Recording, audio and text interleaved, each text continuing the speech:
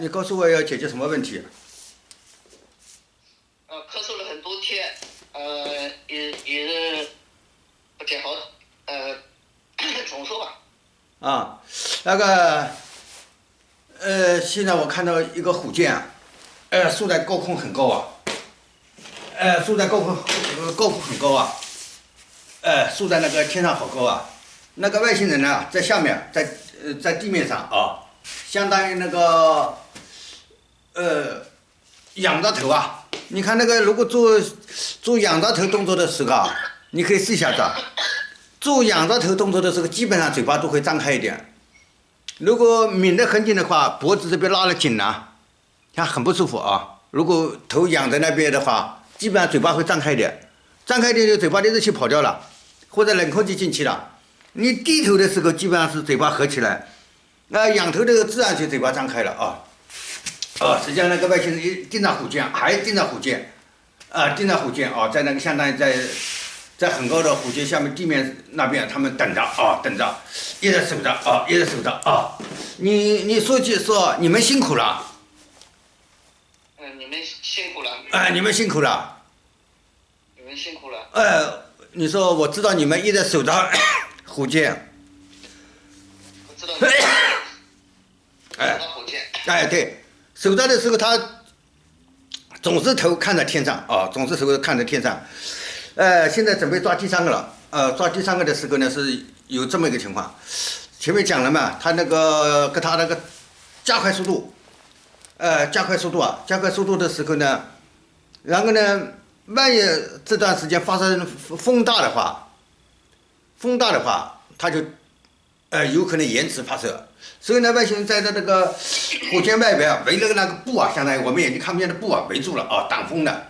挡风了以后呢，他又担心那个，因为那个陨石正在飞过来嘛，陨石的压力波过来也可能引起那个火箭的抖动。火箭一旦抖动以后呢，那些工程师认为，哎呀，可能会不会影响发射呢？有可能推迟时间，所以呢，他的上面顶上也盖了一个布。然后呢，今天上午几个小时之前排的时候呢，他顶上再高的像打了一把大伞，在防止陨石掉下来。陨石掉下来，万一砸到地上，地稍微震动一下子嘛，那么地稍微震动一下子，地面就是相当于竖在那边不精确了啊，不精确了以后有可能会，要重新调整一下什么之类，又怕那个延误了发射。现在怕延期啊，怕地球人延期，所以外星人就把那个防风啊，防影响它的那个，有可能影响那个精密度什么之类的。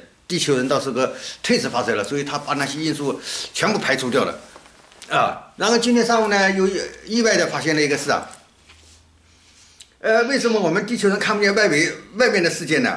原来那个地球人总是打仗什么之类的，外星人在大气层的外面也盖了一个大白布，让地球人看不见好远的地方。